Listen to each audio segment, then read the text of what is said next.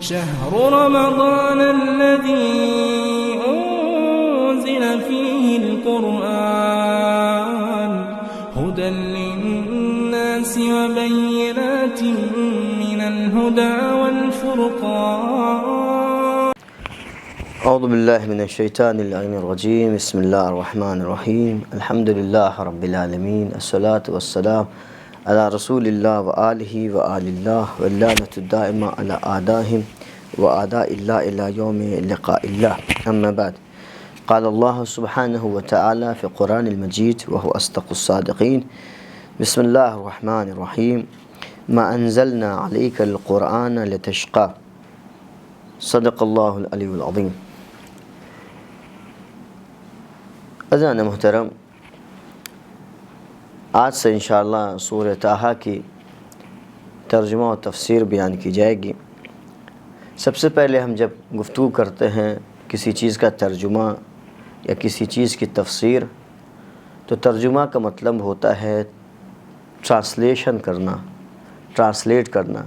اگر کوئی جملہ کسی دوسری زبان میں ہو اور کوئی انسان اپنی زبان میں اس کا ترجمہ کرنا چاہتا ہے تو ہو بہو وہی کلمات کا ترجمہ انسان اپنی زبان میں کر دیتا ہے. اسے کہتے ہیں ترجمہ کرنا. لیکن یہی انسان اگر تفسیر کرنا چاہے تو یاد رکھیے گا، قرآن مجید کی آیات کی تفسیر بیان کی جاتی ہے. یہ خاص تفسیر جب کہا جاتا ہے تو کہتے ہیں قرآن مجید کی آیت کی تفسیر بیان کی جائے گی. تفسیر کہتے ہیں لغت میں تفسیر کے معنی ہے کشف کے، لغت میں تفسیر کے معنی ہے ظہور کے، یعنی کسی چیز کا کشف کرنا، کسی چیز کا ظاہر کرنا، کسی چیز کے باطن کو کشادہ کر کے اس سے کیا حکم، کیا مطلب نکل رہا ہے، کیا مفہوم نکل رہا ہے، یہ بتانا. کہ اسی طریقے سے اصطلاح میں تفسیر کا مطلب ہوتا ہے قرآن کی آیات کو ائمہ تحریم علیہ السلام کے روایات اور فرامین کی روشنی میں کسی آیت کے حکم کو سمجھنا، کسی آیت کے مفہوم و مطالب کو سمجھنا، تاکہ ہم اللہ کے اصل حکم تک پہنچ سکے، اللہ کے اصل مقصد قول تک پہنچ سکے. اسے کہتے ہیں تفسیر. تفسیر صرف اور صرف مخصوص ہے قرآن مجید کے لیے. اگر کسی کتاب کو اور ہم سمجھنا چاہتے ہیں تو اس کو تشریح کہتے ہیں، کسی بات کو سمجھنا چاہتے ہیں تو اسے ہم توضیح کہتے ہیں. لیکن تفسیر مخصوص ہے قرآن مجید سے. تو المہم ہم آج سورہ طٰہٰ کی چند آیتوں کی تلاوت کریں گے اور اس کے بعد اس کے ترجمہ اور تفسیر کو سمجھیں گے. بسم اللہ الرحمن الرحیم. سورہ طٰہٰ کی سورہ مکیہ ہے جس کی آیت کی تعداد 135 ہے، یعنی 135 ہے. یہ قرآن میں جو ترتیب کے اعتبار سے سورہ آیا ہے وہ 20واں سورہ ہے. سورہ مریم کے بعد یہ سورہ قرآن مجید میں آتا ہے. بسم اللہ الرحمن الرحیم. ہوتا ہے طٰہٰ. طٰہٰ حروف مقطعات ہے جس کا اصل علم اللہ کے پاس ہے، مگر جب گفتگو کی جاتی ہے تو علماء فرماتے ہیں کہ اس طٰہٰ میں 3 طرح کی رائے موجود ہے. پہلی رائے یہ ہے کہ یہ طٰہٰ 2 لفظوں سے بنا ہوا ہے. اس میں 2 لفظ ہے، ایک ہے تا یعنی تو، دوسرا لفظ ہے ہا. علماء فرماتے ہیں یہاں پر جب تا کہا گیا ہے تو اس تا کا مطلب ہوتا ہے طالب الحق، یعنی طالب الحق، یعنی وہ جو حق کو طلب کرتا ہے. دوسرا لفظ ہے ہا، یعنی ہادی الیہ، یعنی ہادی الی الحق. طالب الی الحق و ہادی الی الحق، یعنی اللہ سبحانہ تعالی. اللہ حق چاہتا ہے اور انسان کو حق کی طرف ہدایت کرتا ہے. اسے کہتے ہیں طٰہٰ. ایک رائے یہ موجود ہے. دوسرا قول یہ ہے جو کہتے ہیں کہ نہیں، طٰہٰ حضرت محمد مصطفیٰ صلی اللہ علیہ وآلہ وسلم کے ناموں میں سے ایک نام ہے جسے طٰہٰ کہا جاتا ہے. اب جہاں تک گفتگو کی جائے گی اس آیت کے شان نزول کے بارے میں، تو روایات میں ملتا ہے کہ رسول اعظم حضرت محمد مصطفیٰ صلی اللہ علیہ وآلہ وسلم بہت زیادہ نمازیں پڑھا کرتے تھے، بہت زیادہ روزے رکھا کرتے تھے. تب اللہ نے رسول اسلام کی تشفی کے لیے، تسلی کے لیے ان کو بہت زیادہ نماز بہت زیادہ روزہ نہ رکھنے کی تلقین کرتے ہوئے کہا ہے پیغمبر جتنا آپ کو حکم دیا گیا ہے وہ حکم آپ بجا لائیں۔ ان کے تصفی و تسلی کے لیے یہ سورہ نازل ہوئی۔ انشاءاللہ بیان کیا جائے گا کیوں آخر رسول اسلام صلی اللہ علیہ وسلم اس قدر نمازیں پڑھا کرتے تھے، اور اللہ نے کیوں کہا کہ آپ کو جتنا حکم دیا گیا ہے اتنی ہی آپ نمازیں پڑھیں۔ بسم اللہ الرحمن الرحیم۔ ما انزلنا علیک القرآن لتشقى، اے پیغمبر ہم نے آپ کے اوپر قرآن نازل اس لیے نہیں کیا تاکہ آپ اس قرآن کے ذریعے سے، اس کے احکام اور اس کے اوامر کے ذریعے سے آپ پر مشقتیں ہوں، آپ کے لیے مشکلیں کھڑی ہو جائیں، آپ پریشان ہو جائیں۔ دیکھیے قرآن مجید میں جب بھی ارشاد ہوتا ہے رسول اسلام کو مخاطب کرتے ہوئے، تو یہ مخاطب صرف اور صرف رسول اسلام نہیں ہوتے ہیں، بلکہ ہر انسان اس مخاطب میں شامل ہوتا ہے۔ قرآن نے کہا ہے کہ اے پیغمبر ہم نے قرآن کو نازل اس لیے نہیں کیا تاکہ آپ کی پریشانیاں بڑھ جائیں، آپ کی مشکلیں بڑھ جائیں، آپ کی مشقتیں بڑھ جائیں۔ رسول اسلام پر کیا مشکلیں ہوتی تھیں، رسول اسلام کی کیا پریشانیاں ہوتی تھیں؟ جو بھی اللہ تعالیٰ نے قرآن مجید میں احکام نازل کیے، جو بھی پیغام الہی قرآن مجید میں ہے، رسول اسلام اس کو بہت زیادہ عمل کرتے تھے، بہت زیادہ اس کے نفاذ کی کوشش کرتے تھے۔ اسی وجہ سے جب قرآن نے کہا کہ نماز پڑھو تو رسول اسلام بہت زیادہ نماز پڑھتے تھے، کہا گیا آپ روزہ رکھیے تو رسول اسلام بہت زیادہ روزہ رکھتے تھے۔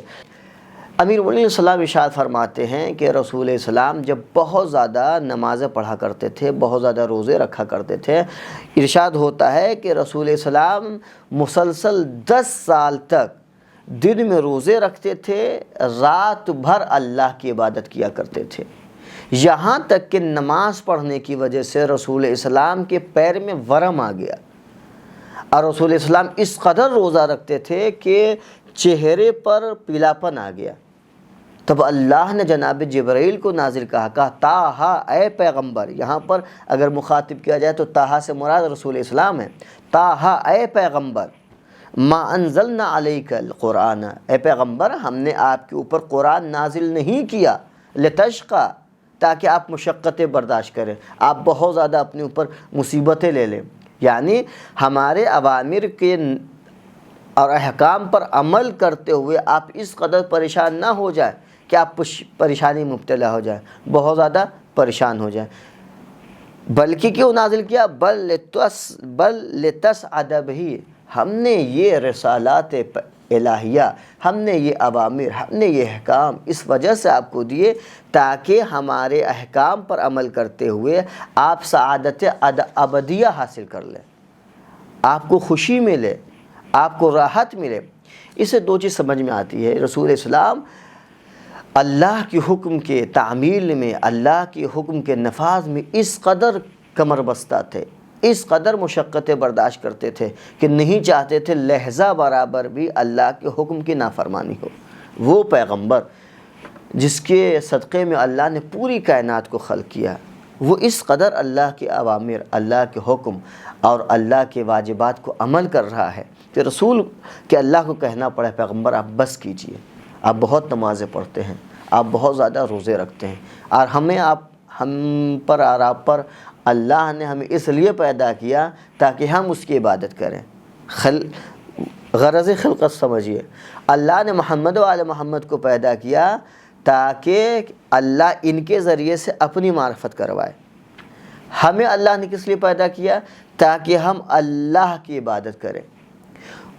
وہ جو اللہ کی معرفت کے لیے پیدا ہوا ہے وہ اس قدر عبادت کرے کہ روکنا پڑ جائے، اور ہم آپ سال میں 1 مہینہ واجب کیا گیا ہے کہ آپ روزہ رکھیے، دن میں 5 نمازیں واجب کی گئی ہیں کہ آپ نماز پڑھیے، پھر بھی اگر ہم نماز سے اور روزے سے اجتناب کریں اور ہم اس میں تساہلی برتیں تو ہمیں اپنے رب کی طرف مراجعہ کرنا چاہیے۔ جبکہ ایسا بھی نہیں ہے کہ آپ دن رات نمازیں پڑھتے رہیے، آپ دن رات آپ روزے رکھتے رہیے، بہت زیادہ تقویٰ کیجیے۔ قرآن کی صریح آیت ہے، ارشاد رب عزت ہوتا ہے فاتقوا اللہ ما استطعتم، تم اتنا ہی تقویٰ کرو جتنا تم تقویٰ کر سکتے ہو، زبردستی کہ آپ اپنے اوپر بوجھ لادے نہیں، مثلا جتنا کہا کہ اتنا ہی آپ عمل کیجیے۔ اگر کہا گیا 5 وقت نماز پڑھیے تو آپ اللہ کی رضا حاصل کر لیں گے اگر آپ 5 وقت نماز پڑھ لیں گے تو، لیکن اللہ کی اور قربت حاصل کرنا چاہتے ہیں تو طبعا آپ نماز شب پڑھیے، بعض نیک کام کریے، یہ حکم ہے۔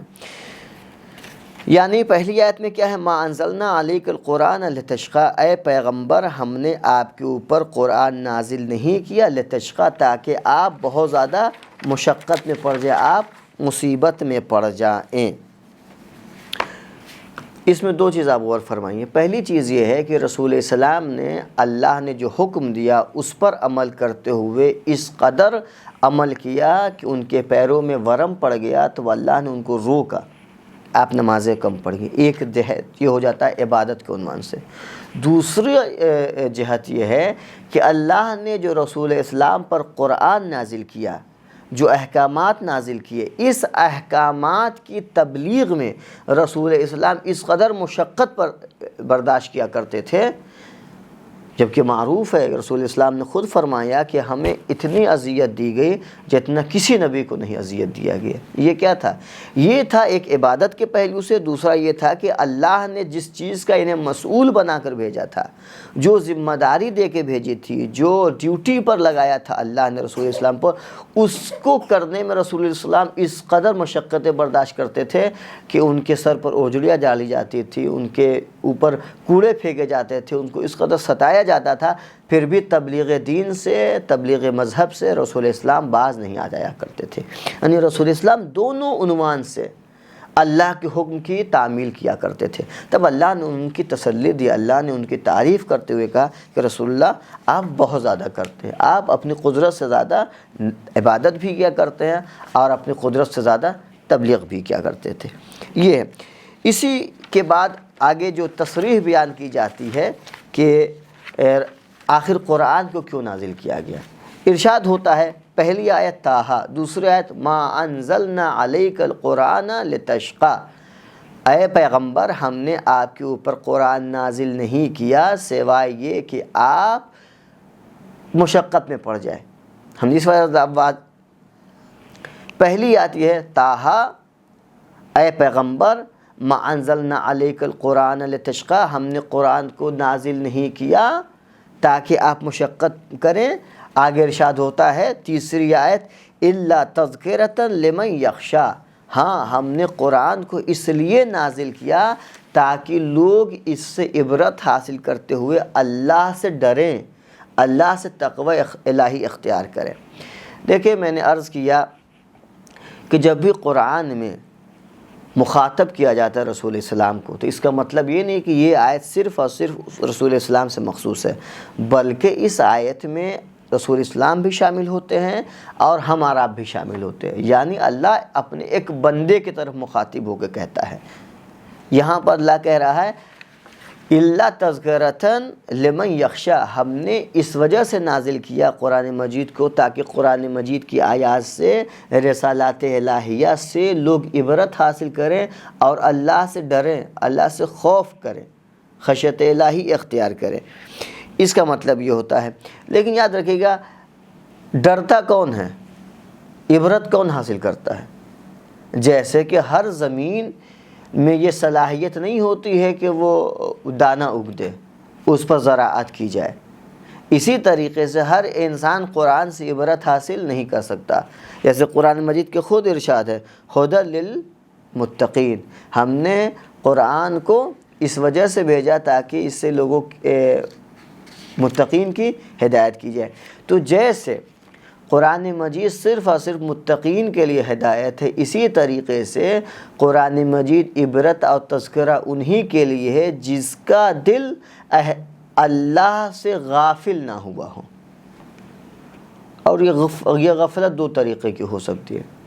پہلی غفلت یہ ہے کہ انسان متوجہ نہ ہو، اللہ کے اوامر کی طرف متوجہ نہ ہو، یعنی واجبات کو ادا نہ کرتا ہو۔ دوسری غفلت کی قسم یہ ہے کہ انسان گناہ اس قدر کرے کہ اس گناہ کی وجہ سے انسان اللہ سے غافل ہو جائے۔ کس وجہ سے غافل ہو جائے. تو جب انسان غافل رہے گا تو یہ قرآن آپ کے لیے نہ عبرت بن سکتا ہے نہ آپ کے لیے تذکرہ. اور قرآن نے کیا کہا ہے؟ ہم نے قرآن کو اس لیے نازل کیا تاکہ لوگ اس سے عبرت حاصل کریں اور تقوی الہی اختیار کریں، اللہ سے ڈریں، اللہ سے خوف کریں. خوف کون لوگ کرتے ہیں؟ خوف کون لوگ کرتے ہیں؟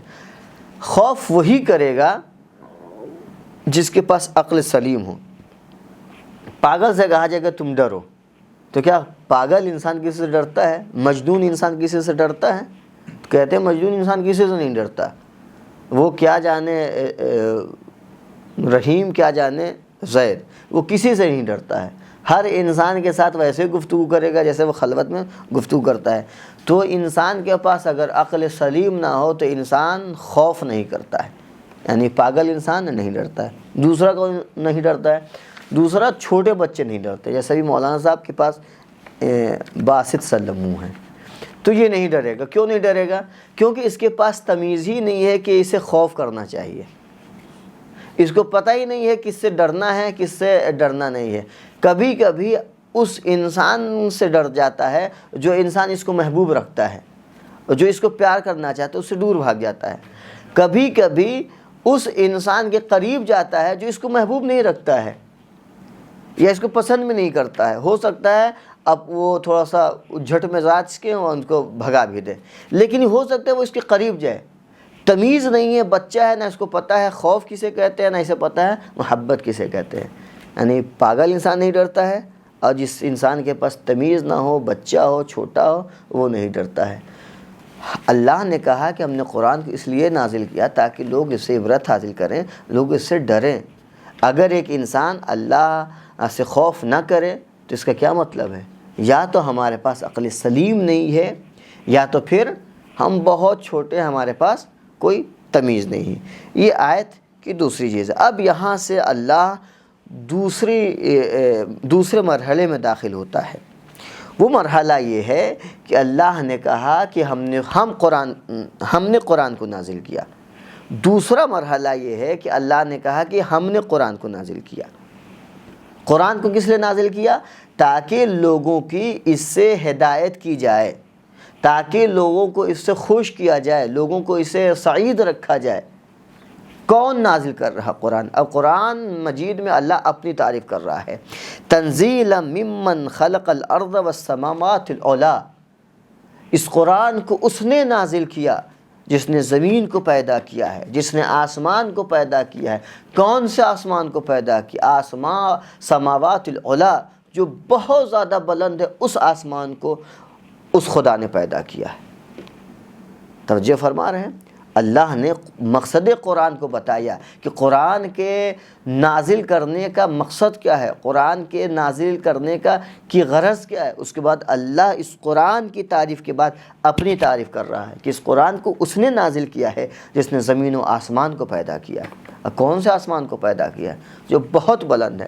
اب یہاں قرآن مجید میں بہت آیات میں استعارات اور تعبیریں استعمال کی گئی ہیں. جیسے یہاں پر والسماوات العلی. علا کے یہاں کیا معنی ہوتے ہیں؟ علا نکلا ہے عالیہ سے، یعنی بلند، بہت بلند، اسے کہتے ہیں علا. تو آج کل جو بتایا جاتا ہے کہ جو بلندی ہے آسمان کی اس زمین سے، اسے کہتے ہیں 30,00,000 میٹر کی دوری ہے زمین سے آسمان کی. کیا اللہ اس مسافت کو خیال کر رہا ہے؟ اس مسافت کا ارادہ رکھ رہا ہے کہ یہ مسافت بتانا چاہتا ہے؟ نہیں. اللہ نے جو کہا ہے اولا، یہ مسافت، یہ بلندی، یہ دوریاں کہیں زیادہ ہیں. ہماری اور آپ کی نظر پہنچتی وہیں تک، ہم کہتے ہیں کہ بس وہیں تک ہے، جبکہ ہم اور آپ پہلے ہی آسمان کو دیکھ کر کے اس کی دوری بتا رہے ہیں. لیکن 7 آسمان ہیں. اللہ نے ہر آسمان کو کتنا بلند پیدا کیا ہے یہ کسی کو نہیں پتہ سوائے وحدہ لا شریک کے. تو جب کہا جائے کہ بلند ہے تو اس کے معنی بہت بلند ہے. اللہ نے صرف تعبیراً اور استعاراً استعمال کیا ہے اولا، اس میں کوئی حد مخصوص نہیں ہے. بسم اللہ الرحمن الرحیم. الرحمن علی العرش استویٰ. قرآن مجید میں اللہ سبحانہ وتعالیٰ فرماتا ہے کہ قرآن کو اس نے نازل کیا جو زمین و آسمان کا پیدا کرنے والا ہے، قرآن کو اس نے نازل کیا جو رحمان ہے، وہ رحمان جس کے قبضے قدرت میں پوری کائنات ہے۔ عرش یہاں پر قدرت کے معنی میں ہے، عرش یہاں پر سلطنت کے معنی میں ہے، عرش یہاں پر حکومت کے معنی میں ہے۔ لیکن جب ہم آپ کہتے ہیں اللہ آسمان پر ہے، اللہ عرش پر ہے، اس کا مطلب یہ نہیں کہ اللہ اس آسمان مادی پر ہے، بلکہ اللہ کا عرش کا مطلب یہ ہے کہ اللہ کے قبضے قدرت میں ساری کائنات ہے۔ یہی وجہ ہے مومنین علیہ السلام فرماتے ہیں کہ اللہ نے پوری کائنات کو اٹھا رکھا ہے، اللہ کو کسی نے نہیں اٹھایا ہے۔ توجہ فرما رہے ہیں؟ تو یہاں پر عرش کے معنی یہ ہے۔ استوا کہتے ہیں قدرت کو، استوا کہتے ہیں ہر خلقت کو بڑی دقت کے ساتھ، بڑے مراقبے کے ساتھ، بڑی حکمت کے ساتھ پیدا کیا ہے، اور اس کی ہر ضروریات، اس کی ہر احتیاجات پر خدا وحدہ لا شریک کی نظر ہے، اور اس کی ضروریات کے اعتبار سے ہر چیز اس کی لیاقت اور اس کی صلاحیت کے اعتبار سے عطا کرتا ہے۔ یعنی اس میں دقت قدرت کو بیان کیا گیا ہے۔ وہ خدا جو رحمان ہے، جس نے پوری کائنات کو بڑی دقت سے کے ساتھ پیدا کیا ہے۔ چھٹی آیت، بسم اللہ الرحمن الرحیم، لہ ما فی السماوات وما فی الارض وما بینہما وما تحت الثری۔ وہ خدا جو زمین و آسمان کا مالک ہے، وما بینہما، اور جو کچھ زمین کے اوپر ہے، جو کہ زمین و آسمان کے درمیان ہے، سب کا مالک، سب کا خالق، سب کا مدبر الامور اللہ وحدہ لا شریک ہے۔ وما تحت الثری، اور جو کچھ یہ زمین ظاہری ہے، اس کے زمین کے نیچے جو کچھ ہے، اللہ اس کا بھی مالک ہے۔ اللہ سبحانہ وتعالی اپنی تعریف کر رہا ہے کہ ہم ساری کائنات کے خالق ہیں۔ ہم نے انسان کو پیدا کیا، ہم نے آسمان کو پیدا کیا، ہم نے زمین کو پیدا کیا، ہم نے ان ساری مخلوق کو پیدا کیا جو زمین کے اوپر ہیں یا جو زمین کے نیچے ہیں۔ پھر اللہ سبحانہ وتعالی اپنی خلقت کے بعد اپنا علم بتا رہا ہے۔ ارشاد ہو رہا ہے، بسم اللہ الرحمن الرحیم، وَإِن تَجْهَرَ بِالْقَوْلِ فَإِنَّهُ يَعْلَمُ السِّرَّ وَأَخْفَى۔ اللہ سبحانہ وتعالی اپنے قدرت کے بعد اپنا علم بتا رہا ہے کہ ہم نے پوری کائنات کو خلق کر دیا، مگر خلق کرنے کے بعد، پیدا کرنے کے بعد ہم نے اپنی کسی بھی مخلوق سے غفلت نہیں رکھی ہے، بلکہ ہم وہ ہر قول، وہ ہر کلام جانتے ہیں جو تم ظاہری طور پر بھی بولتے ہو یا جو تم چھپا کر ہی بولتے ہو۔ وَإِن تجہر میں جو مخاطب ہے رسول اسلام کے ساتھ، پوری بشریت مخاطب ہے اس میں، کہ اللہ ساری بشریت کو دعوت دے رہا ہے کہ ہم وہ بھی جانتے ہیں جو تم زور سے بولتے ہو، ہم وہ بھی جانتے ہیں جو تم دھیرے دھیرے بولتے ہو۔ اس میں اللہ بتا رہا ہے کہ تم چاہے اکیلے رہو، چاہے بز میں رہو یا حضر میں رہو یا سفر میں رہو، کسی بھی صورت میں رہو، اللہ تمہیں جانتا ہے۔ اسی وجہ سے امیر المومنین علیہ السلام نے ہمیں اس بات کی تنبیہ کرتے ہوئے ارشاد فرماتے ہیں، اتقوا اللہ فی خلوات فإنہ الحاکم وہو الشاہد۔ اللہ سے تقوی اختیار کرو، اللہ سے ڈرو اکیلے میں، تنہائی میں، کیونکہ جو حاکم ہے وہی شاہد ہے۔ تو جو فرما رہے، اس میں کیا ارشاد ہو رہا ہے؟ امیر المومنین علیہ السلام کیا بتانا چاہ رہے ہیں؟ اس میں یہ بتا رہے ہیں کہ تم جو بھی گناہ کرتے ہو، تمہارا قاضی کون رہے گا، تمہارا حاکم کون رہے گا، تمہارے اوپر حد کون جاری کرے گا؟ وہ اللہ رہے گا۔ اور جو حاکم ہے وہی تمہارے گناہوں کا شاہد ہے، تو اس کو کسی کی ضرورت نہیں ہے کہ کوئی آ کر کے ثبوت پیش کرے کہ انہوں نے فلاں گناہ کیا ہے تو آپ کے اوپر حد جاری ہوگی۔ جبکہ ہمارے شریعت میں یہ ہے، حدود شریعہ اس وقت نافذ نہیں ہوگا جب تک کہ شاہد نہ آ جائیں۔ لیکن آپ باطنی طور پر چھپ کر کچھ گناہ کر سکتے ہیں، ٹھیک ہے، اس دنیا میں آپ کو پر حد جاری نہ ہوگا، لیکن اللہ ہی حاکم رہے گا اس دن، اور وہ سب کچھ جانتا ہے آپ نے کیا تنہائی میں کیا ہے، وہ لوگ کوئی دیکھنے والا نہ رہے، لیکن اللہ بڑے عدل کے ساتھ روزہ محشر حساب لے گا۔ 7ویں آیت، بسم اللہ الرحمن الرحیم، اللہ لا الہ الا هو لہ الاسماء الحسنی۔ خدا وہ خدا ہے جس کے علاوہ کوئی معبود نہیں ہے، لہ الاسماء الحسنی، اس کے بہترین نام ہیں۔ یاد رکھیے گا کہ اللہ کے بہت زیادہ نام ہیں، لیکن تفسیر نور الثقلین جلد 3 صفحہ 373 میں ارشاد ہوتا ہے، رسول اسلام فرماتے ہیں ان اللہ سبحانہ تعالی 99 اسما من احصاها دخل الجنہ، اللہ کے 99 نام ہیں، جو ان ناموں کو یاد کر لیتا ہے اللہ اسے جنت میں داخل کر دیتا ہے۔ لہٰذا اللہ کے بہترین نام کو یاد رکھیں اور ہم اور آپ جنت میں داخل ہو جائیں۔ مگر صرف اور صرف نام یاد رکھنے سے کافی نہیں ہوگا، اگر ہم اللہ کو عادل مانتے ہیں، اللہ کو قہار مانتے ہیں، جبار مانتے ہیں، تو ہمیں اس کے جہنم سے بھی خوف کرنا پڑے گا۔ وصلی اللہ علی محمد وآلہ الطیبین الطاہرین۔